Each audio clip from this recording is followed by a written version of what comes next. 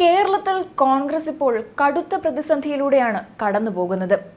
ഈ സാഹചര്യത്തിലാണ് വീണ്ടും പാർട്ടിയെ കൂടുതൽ കുരുക്കിലാക്കിക്കൊണ്ട് അടുത്ത പരാതി കൂടി വന്നിരിക്കുന്നത്. ഏറെ ചർച്ച ചെയ്യപ്പെട്ട ഒരു വാർത്തയായിരുന്നു എൽദോസ് കുന്നപ്പള്ളി MLA-ക്കെതിരായ ബലാത്സംഗ കേസ്. എൽദോസ് കുന്നപ്പള്ളിയുടെ രാഷ്ട്രീയ ഭാവിയെ തന്നെ ചോദ്യം ചെയ്യുന്നതായിരുന്നു ഈ കേസ്. പെരുമ്പാവൂർ MLA ആയ എൽദോസ് കുന്നപ്പള്ളിക്കെതിരെ ഇപ്പോൾ ക്രൈംബ്രാഞ്ച് ബലാത്സംഗ കേസിൽ കുറ്റപത്രം സമർപ്പിച്ചിരിക്കുകയാണ്. നെയ്യാറ്റിൻകര കോടതിയിലാണ് കുറ്റപത്രം സമർപ്പിച്ചിരിക്കുന്നത്.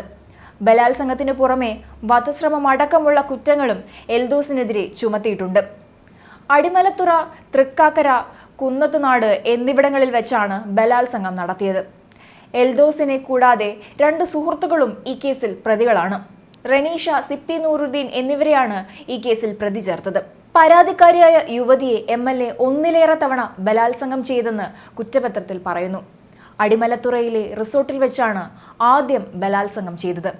2022 ജൂലൈ 4-നാണ് ഇത് സംഭവിച്ചത്. ഇതായിരുന്നു ആദ്യ സംഭവം. എന്നാൽ തുടർന്നും ഇത് ആവർത്തിച്ചതായി കുറ്റപത്രത്തിൽ ചൂണ്ടിക്കാട്ടുന്നു. തൃക്കാക്കരയിലെ വീട്ടിലും കുന്നത്തുനാട്ടിലെ വീട്ടിലും വെച്ച് ബലാത്സംഗം ചെയ്തുവെന്ന് കുറ്റപത്രത്തിൽ വ്യക്തമാക്കുന്നുണ്ട്. ഇതിനിടെ കോവളത്ത് വെച്ച് യുവതിയെ തള്ളിയിട്ട് കൊല്ലാൻ ശ്രമിച്ചെന്നും കുറ്റപത്രത്തിൽ പറയുന്നു. MLA ബലാത്സംഗം ചെയ്തത് 5 വർഷമായി പരിചയമുള്ള യുവതിയാണെന്നും കുറ്റപത്രത്തിൽ വ്യക്തമാണ്. തിരുവനന്തപുരം ജില്ലാ ക്രൈംബ്രാഞ്ചാണ് അന്വേഷണം നടത്തി കുറ്റപത്രം സമർപ്പിച്ചിരിക്കുന്നത്. കേസിൽ MLA ഇപ്പോൾ ജാമ്യത്തിലാണ്. കേസ് ഒത്തുതീർപ്പാക്കാൻ CA ശ്രമിച്ചെന്നുള്ള ആരോപണങ്ങളുമൊക്കെ യുവതി ആരോപിച്ചിരുന്നു. പരാതി പിൻവലിച്ചാൽ 30 ലക്ഷം രൂപ നൽകാമെന്ന് MLA വാഗ്ദാനം ചെയ്തിരുന്നുവെന്നും പിന്നീട് യുവതി വെളിപ്പെടുത്തിയിരുന്നു.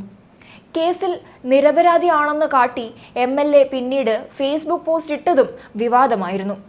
പണം ആവശ്യപ്പെട്ടപ്പോൾ നിരസിച്ചതിനെ തുടർന്നാണ് പരാതിയുമായി പോലീസിനെ സമീപിച്ചതെന്നാണ് എൽദോസ് ആരോപിച്ചത്. സ്കൂൾ അധ്യാപികയായ യുവതിയാണ് ആരോപണം ഉന്നയിച്ചത്. ആലുവ സ്വദേശിനിയായ സ്ത്രീ തിരുവനന്തപുരത്ത് സ്കൂളിലെ അധ്യാപികയാണ്. തന്നെ ബ്ലാക്ക്മെയിൽ ചെയ്യുകയാണ് യുവതി ചെയ്തതെന്നാണ് MLA വാദിച്ചത്. യുവതിക്കെതിരെ ഞാറയ്ക്കൽ, കാലടി പോലീസ് സ്റ്റേഷനുകളിൽ കോടതിയുടെ അറസ്റ്റ് വാറന്റ് നിലവിലുണ്ടെന്ന് പ്രതി എൽദോസ് അറിയിച്ചിരുന്നു. യുവതി മുൻപ് നൽകിയ പീഡന കേസുകളിൽ പ്രതികളെ കോടതി വെറുതെ വിട്ട വിധിന്യായങ്ങളും എൽദോസ് ജാമ്യാപേക്ഷയുടെ വേളയിൽ കോടതിയിൽ ഹാജരാക്കിയിരുന്നു. 2022 ജൂലൈ 4-നാണ് ഈ സംഭവങ്ങൾക്കെല്ലാം തുടക്കമാകുന്നത്. ഇപ്പോൾ കേസിൽ കുറ്റപത്രം സമർപ്പിച്ചിരിക്കുമ്പോൾ ഇനി ശക്തമായ നിയമ നടപടികളിലേക്കായിരിക്കും കടക്കുക. മാത്രമല്ല, ഈ സംഭവം കോൺഗ്രസിനെ വലിയ തോതിൽ പ്രതിരോധത്തിലാക്കിയിട്ടുണ്ട്. വരും ദിവസങ്ങളിൽ കോൺഗ്രസ് രാഷ്ട്രീയത്തെ ഇത് പിടിച്ചുലയ്ക്കുമെന്ന് ഉറപ്പാണ്. ആദ്യം രാഷ്ട്രീയ പ്രേരിതമാണ് ഈ കേസെന്ന് വരുത്തി തീർക്കാൻ കോൺഗ്രസ് നേതാക്കളുടെ ഭാഗത്തു നിന്നും ശ്രമങ്ങളുണ്ടായിരുന്നു. മാത്രമല്ല, MLA എൽദോസ് കുന്നപ്പള്ളിയെ ന്യായീകരിക്കുകയായിരുന്നു UDF നേതാക്കൾ ചെയ്തതും. പക്ഷേ നിലവിൽ MLA-ക്കെതിരായ കേസ് അത്രത്തോളം ഗൗരവമുള്ളതായതുകൊണ്ടും ഗുരുതരമായ പരാതികൾ എൽദോസ് കുന്നപ്പള്ളിക്കെതിരെ ഉള്ളതുകൊണ്ടും കേസിൽ നിന്ന് അത്ര എളുപ്പത്തിൽ എൽദോസ് കുന്നപ്പള്ളിക്ക് രക്ഷപ്പെടാനാകില്ല എന്ന് വേണം കരുതാൻ. പരാതിക്കാരിയുമായി 5 വർഷമായുള്ള പരിചയം മുതലെടുത്തുകൊണ്ടാണ് MLA ചൂഷണം ചെയ്തിരിക്കുന്നത്. ഒരു ജനപ്രതിനിധിയുടെ ഭാഗത്തു നിന്നാണ് ഇത്തരം പ്രവൃത്തി ഉണ്ടായതെന്നതും ശ്രദ്ധേയം. MLA-യുടെ സുഹൃത്തു വഴിയാണ് MLA-യെ പരിചയപ്പെട്ടതെന്ന് യുവതി പറഞ്ഞിരുന്നു. പിന്നീട് വീട്ടിൽ നിരന്തരം കയറി വന്ന് MLA പീഡിപ്പിച്ചതായും ഭീഷണിപ്പെടുത്തിയതായും തന്റെ ചിത്രങ്ങൾ സോഷ്യൽ മീഡിയയിൽ പ്രചരിപ്പിക്കുമെന്നുമുള്ള ഭീഷണിപ്പെടുത്തലുകളൊക്കെ ഉണ്ടായതായും കേസിന്റെ ആദ്യഘട്ടത്തിൽ യുവതി പറഞ്ഞിരുന്നു.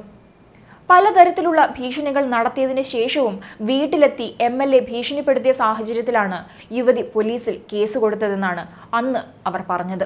കോവളത്ത് സൂയിസൈഡ് പോയിന്റിന് സമീപം കാറിൽ വെച്ച് എൽദോസ് കുന്നപ്പള്ളി മർദ്ദിച്ചതെന്നാണ് അധ്യാപികയായ യുവതി പോലീസിന് ആദ്യം നൽകിയ പരാതി.